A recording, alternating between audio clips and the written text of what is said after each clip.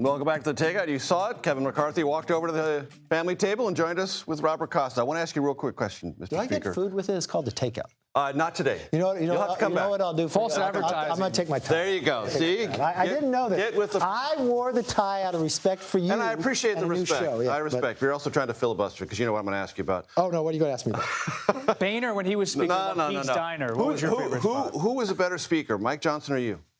Oh, come on. Everybody has a different scenario. I think Mike Johnson's doing a fantastic job. How is he doing it? Is he doing things differently than you did? Or does he have a different concept? Everybody has a different. Everybody has a look. When I was Speaker, I had a 5-seat majority, Democrat majority in the Senate, and Democratic president. He's got about a little less majority, but he's got the hammer of Trump. Yeah, let's be true.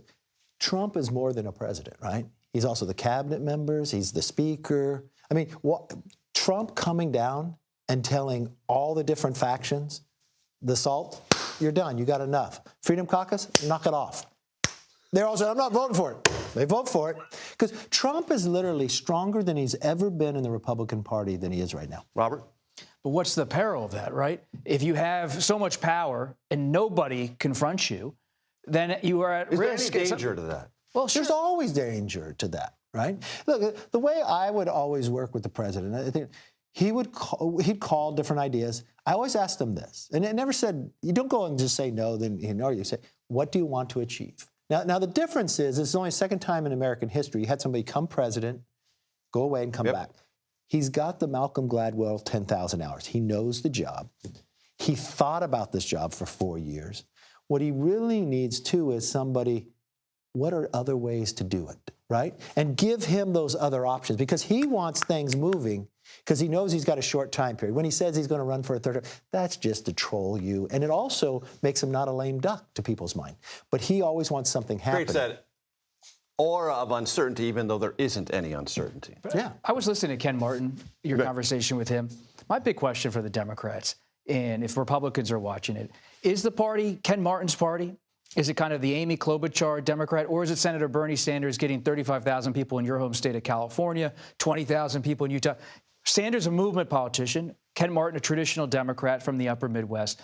The tension between those two competing factions, I see as a reporter, that's something to watch ahead of 2026. You know, both parties lost in the last election. Trump won, right? Trump brings it. And Explain that. Okay. Trump wins the popular vote, and we lose seats in the House. Mm-hmm. When Biden won the presidency, it was the first time since '94 not one Republican incumbent lost, and we beat 13 Democrats. In the last 70 races for the Senate prior to this in a presidential year, the state went exactly the way it did for presidential. Okay, so why didn't the Republicans win Arizona, Nevada, Michigan, and Wisconsin? They underperformed. So, and the whole new thing, the Republicans used to only win on low turnout. We're the party of just the high educated. Trump has broadened this party. Right. And the question will play. So we should have won more seats in the Senate. We should have won more seats in the House, for sure. We got a positive redistrict during that time. But we lost in California in a seat that Trump carried. Look, for the last 2 cycles, we only gained in California and New York. And now we were losing when he was doing so well. So what it really says is, will this transfer when Trump's gone? That's the fear I have with Republicans. The Democrats know they have lost. What they need to do is not do a study on how to talk to men. Just let the primary happen. Stop predetermining how it comes out. I want to ask you about something, and I'm not sure you're read in on it. You might be. Situation in California with a transitioned athlete, boy, competing against girls, raised a tremendous controversy almost overnight. President Trump immediately weighs in on Truth Social.